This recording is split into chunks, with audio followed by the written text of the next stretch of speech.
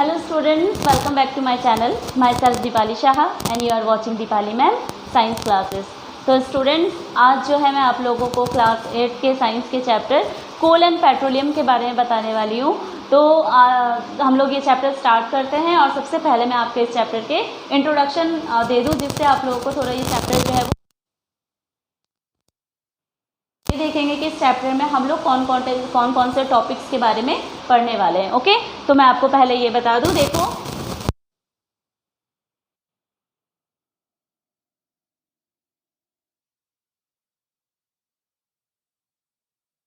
Chapter में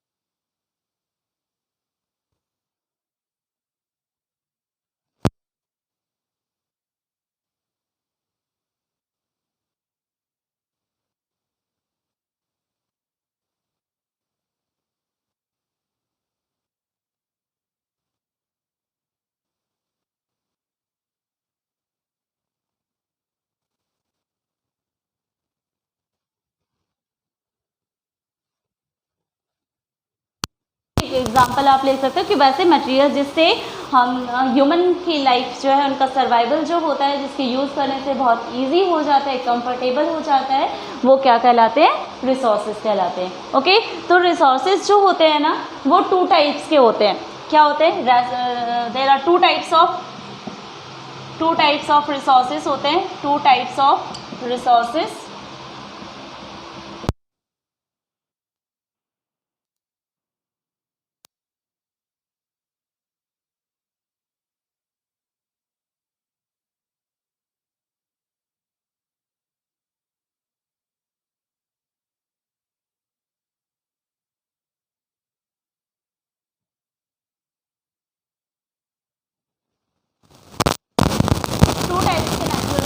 resources होते हैं, एक होते हैं नेचुरल और दूसरा क्या होता है? Man made.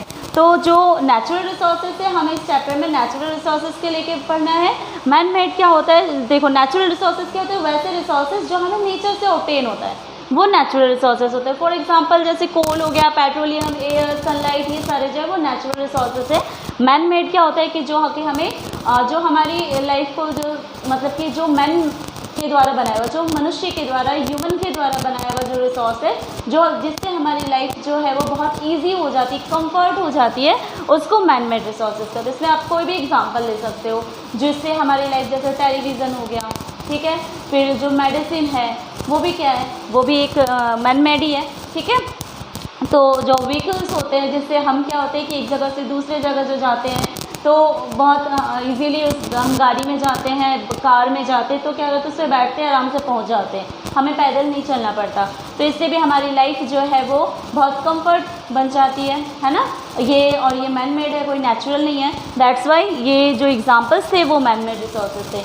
ओके, देखो नेचुरल रिसोर्सेज जो है, इसमें क्या होता है? नेचुरल रिसोर्सेज ये टू टाइप्स के होते हैं, ठीक है। नेचुरल रिसोर्सेज जो होते हैं वो टू टाइप्स के होते हैं। एक होता है एक्सहॉस्टेबल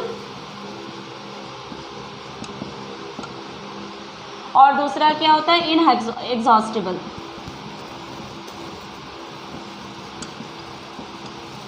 ओके, एक्सहॉस्टेबल का मतलब क्या होता है कि वैसे रिसोर्सेज जो क्या होते हैं, ख़त्म हो जाती है, एक लिमिटेड टाइम पीरियड तक होने के बाद वो ख़त्म हो जाती है, ठीक है। और इनएग्जॉस्टेबल क्या होता है कि जो कभी ख़त्म नहीं होने वाली जो रिसोर्सेज होते हैं उसको इनएग्जॉस्टेबल नेचुरल रिसोर्सेज कहते हैं। एग्जॉस्टेबल में क्या हो जाएगा? जैसे कोल है, पेट्रोलियम है,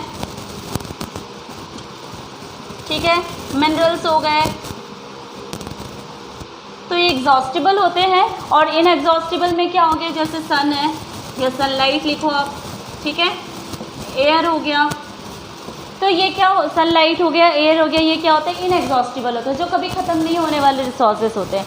तो इस तरह से ये नेचुरल रिसोर्सेज जो होते हैं वो टू टाइप्स के, एक एग्जॉस्टिबल और एक इनएग्जॉस्टिबल। देखो कि कोयला और पेट्रोलियम ये एक नेचुरल रिसोर्स है एज यू नो, ओके। तो देखो कि ये जो है ना, इसको बनने में मिलियन ईयर्स लग जाते हैं, बहुत लंबा टाइम लगता है बनने में। तो इसलिए क्या होता है कि एक तो बनने में इसको लंबा टाइम लगता है, इसका कंजप्शन अगर बहुत जल्दी जल्दी हो जाता है तो क्या होगा, अगर हम इसको वाइसली यूज़ नहीं करेंगे तो ये क्या हो जाएगा, एक ऐसा टाइम आएगा जब ये बिल्कुल ख़त्म हो जाएगा, हमारी नेक्स्ट जनरेशन जो है इसको यू देख भी नहीं पाएगी, है ना।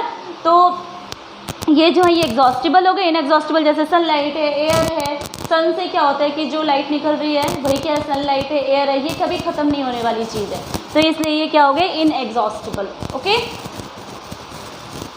अब देखो इस चैप्टर में साथ में हम लोग क्या पढ़ने वाले हैं, फ्यूल्स के बारे में, फॉसिल फ्यूल के बारे में पढ़ने वाले, कोल्स के बारे में, कोल के बारे में पढ़ने वाले, कोल का फॉर्मेशन कैसे होता है, साथ में कोल के कुछ प्रोडक्ट्स के बारे में, उनके यूजेस के बारे में, फिर आपको destructive distillation of coal means कि कोयले के उसका जो डिस्टिलेशन का मेथड से उसमें कुछ चीज़ें सब्सटेंसेस जो होते हैं उसी से ही उसके प्रोडक्ट्स को कैसे सेपरेट किया जाता है, ये सारे मेथड भी हम पढ़ने वाले हैं। साथ में पेट्रोलियम के बारे में पढ़ने वाले हैं, जैसे आप ये तो था मैंने आपको कोल के बारे में तो बताया, साथ में पेट्रोलियम जो है वो भी क्या है, एक नेचुरल रिसोर्स है। तो ये भी जो है ना आपको, ये भी एक एग्जॉस्टिबल है, मीन्स कि ये भी ख़त्म होने वाली एक नेचुरल रिसोर्स है, क्योंकि इसको भी मिलने में मिलियन ईयर्स लग जाते हैं इसको बनने में, ओके। तो मिलियन ईयर्स लग जाते हैं, तो जिस कारण से बहुत लंबा टाइम इसको, लॉन्ग पीरियड ऑफ टाइम इसको बनने में लगता है। तो अगर इसका कंजप्शन जो होगा वो बहुत फास्ट होगा तो ये भी क्या होगा कि एक टाइम ऐसा आएगा जब बिल्कुल ख़त्म हो जाएगा, है ना। तो ये एग्जॉस्टिबल इसलिए होते हैं। इसमें हम लोग क्या पढ़ने वाले हैं कि फॉर्मेशन कैसे होता है, ओके। साथ में फिर इसमें डिस्टिलेशन मेथड के भी बारे में पढ़ेंगे, जिसमें उसके अलग अलग जो कंस्टिट्यूएंट्स होते हैं उसको सेपरेट कैसे किया जाता है। साथ में फिर यहाँ पे पेट्रोलियम के जो उसके प्रोडक्ट जो थे उसके यूजेस क्या होते हैं। फिर इसमें सीएनजी के बारे में, एलपीजी के बारे में, इन सारी चीज़ों के बारे में हम यहाँ पे पढ़ने वाले हैं, ओके। तो मैं आपको पहले फ्यूल्स के बारे में बता दूँ कि फ्यूल्स क्या होते हैं। फ्यूल्स जो है वो किसको कहते हैं, फ्यूल्स जो है जिससे क्या होता है कि कोई ऐसे सब्सटेंसेस जिसको जलाने से, बर्न करने से क्या होता है कि एनर्जी ऑब्टेन होती है, ठीक है। substances that burn to get energy, ठीक है। substances that use to burn to get energy are called as fuel, ठीक है। फ्यूल क्या है, देखो फ्यूल वैसे सब्सटेंसेस जिसको जलाने से क्या होता है कि एनर्जी प्राप्त होती है, ठीक है। जिसको जलाने से एनर्जी ऑब्टेन होती है उसको क्या कहा जाता है, फ्यूल कहा जाता है, ओके। और ये फ्यूल्स जो होते हैं बहुत टाइप के हो सकते हैं, जैसे कि कोयला हो गया, फिर वुड हो गया, ठीक है, पेट्रोल हो गया, केरोसिन हो गया, एलपीजी हो गया, सीएनजी हो गया, ये सारी चीज़ें जो है वो क्या है, फ्यूल्स हैं, ओके। तो हम लोग यहाँ पे फ्यूल के बारे में सबसे पहले मैं आपको यहाँ पे इसका डेफिनेशन बता दूँ। सब्सटेंसेस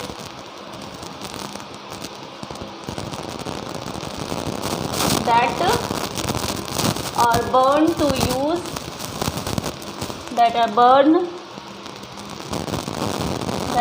to get energy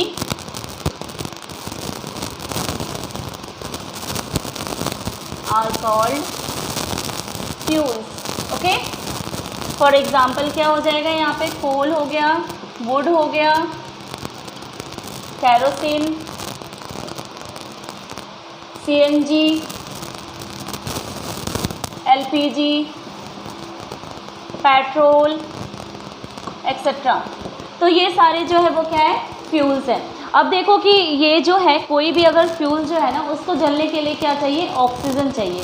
उसमें जब भी ये ऑक्सीजन होगा तभी जाके वो क्या कर सकती है, बर्न कर सकती है। और बर्निंग से क्या होगा कि एनर्जी जो होगी वो बनेगी, एनर्जी रिलीज़ होगी, एनर्जी प्राप्त होगी हमें। जैसे कि कोयला है या लकड़ी, उसको भी जलाने के लिए क्या चाहिए, उसको जलाने के लिए भी ऑक्सीजन चाहिए। अगर ऑक्सीजन नहीं होगी तो वो चीज़ जो है वो जल नहीं पाएगी। ऑक्सीजन जो है वो बहुत ही नेसेसरी एक थिंग है, नेसेसरी गैस है, जिससे क्या होगा कि कोई भी सब्सटेंस जो है वो बर्न कर सकती है और बर्निंग के साथ फिर उससे एनर्जी जो होगी वो रिलीज़ होगी, ओके, तो ये फ्यूल होता है। देखो अब हम लोग आगे जो हैं ये फॉसिल फ्यूल के बारे में पढ़ेंगे। और एक चीज़ देखो कि जैसे हमारे घरों में जो किचन में जो एलपीजी गैस यूज़ होता है, वो एलपीजी गैस के लिए भी क्या होता है कि ऑक्सीजन, वो भी ऑक्सीजन के प्रेजेंस में ही बर्न करती है। अगर ऑक्सीजन नहीं होगा तो वो चीज़ भी क्या होगी, वो गैस जो होगी वो भी बर्न नहीं करेगी। अब जो एलपीजी गैस को जलाने के साथ ही उसी तभी जाके जो है कुकिंग हो पाती है ना। तो वो कुकिंग जो होती है वो कैसे होती है, जब एलपीजी गैस को हम जलाते हैं तो उससे एनर्जी रिलीज़ होती है, हीट एनर्जी रिलीज़ होती है। फिर जब हम खाना जो है वो उसमें उसी एनर्जी से ही क्या करते हैं, उससे फूड को कुक करते हैं, उसको पकाते हैं। ठीक है, तो इस तरह से ये फ्यूल था। अब देखो फॉसिल फ्यूल्स क्या होता है। फॉसिल फ्यूल्स क्या होता है कि जो कि लिविंग ऑर्गेनिजम्स या मान लो कि जो भी प्लांट है या एनिमल है उसके डेड बॉडी के रिमेन पार्ट से जो फ्यूल ऑब्टेन किया जाता है, जो फ्यूल का फॉर्मेशन होता है उसको फॉसिल फ्यूल कहते हैं। ठीक है, जो भी प्लांट है या एनिमल है जब वो डेड हो जाते हैं ना, तो उसके बॉडी के जो रिमेनिंग पार्ट्स होते हैं उन्हीं से ही क्या होता है, फ्यूल का फॉर्मेशन जो होता है उसको फॉसिल फ्यूल कहते हैं। फॉर एग्जांपल हम यहाँ पे क्या देखेंगे, जैसे कोयला हो गया, मीन्स कि कोल हो गया, पेट्रोलियम हो गया, ये क्या होते हैं, फॉसिल फ्यूल होते हैं। ओके, ठीक है ना। तो यहाँ पे मैं आपको यहाँ पे फॉसिल फ्यूल के बारे में भी जैसे बता दूँ कि जैसे कोल हो गया, coal, petroleum, coal, petroleum, natural gas,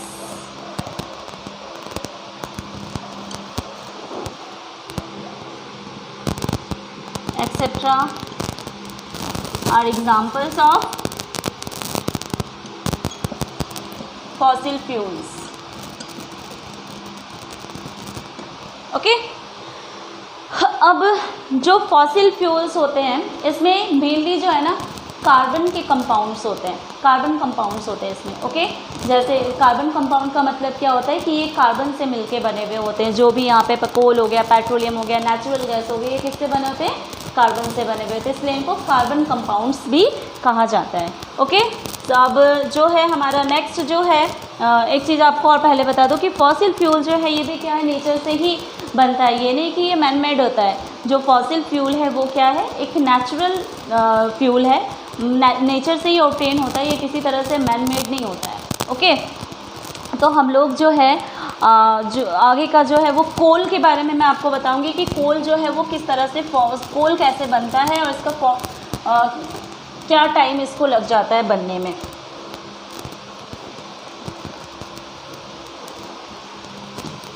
कोल के बारे में मैं बताऊंगी आपको।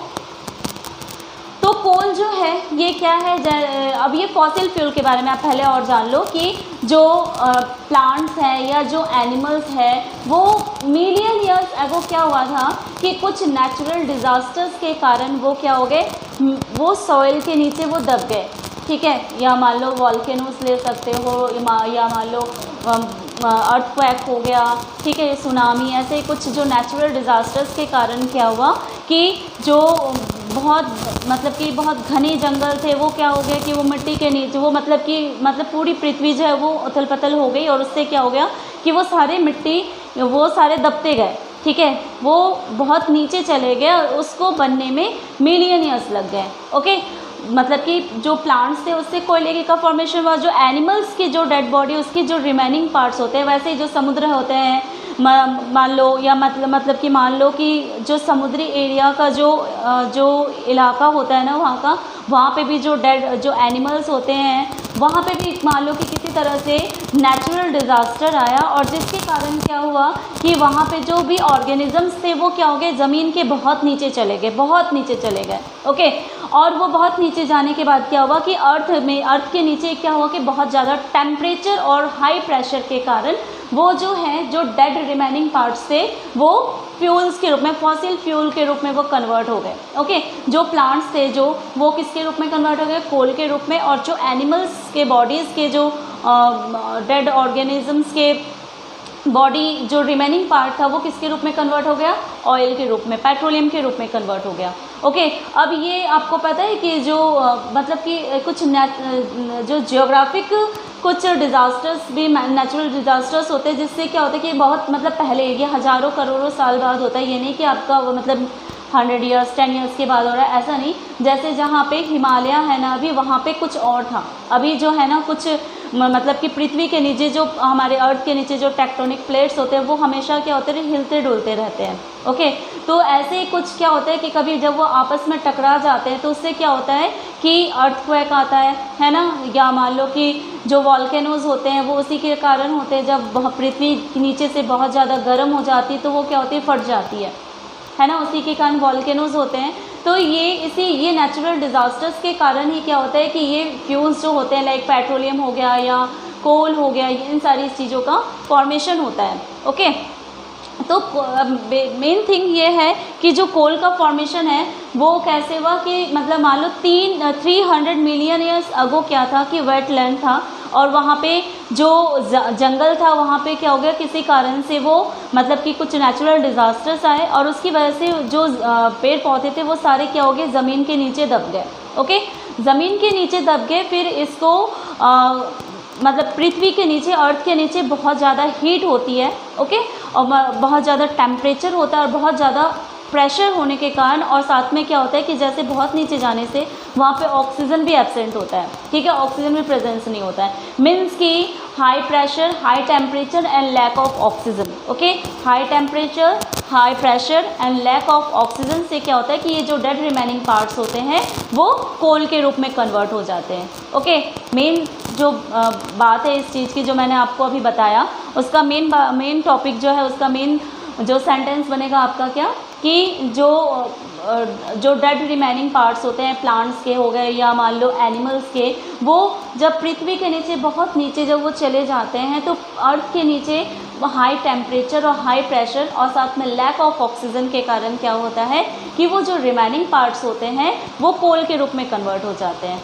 ओके, तो ये तो था आपका फॉर्मेशन ऑफ कोल। तो स्टूडेंट्स आगे जो है फॉर्मेशन ऑफ कोल का था, आगे जो है मैं आप लोगों को नेक्स्ट वीडियो में बताऊंगी। आज का वीडियो जो है मैं आपको यहीं एंड करना चाहूँगी।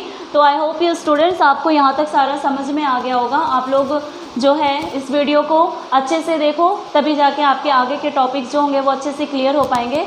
तो स्टूडेंट्स जिसने भी लाइक नहीं करा है वो लाइक करो, वीडियो को अगर पसंद आती है तो साथ में जिसने सब्सक्राइब नहीं करा है वो सब्सक्राइब भी करो। ओके, तो आज का वीडियो मैं यहीं एंड करती हूँ। So thanks for watching.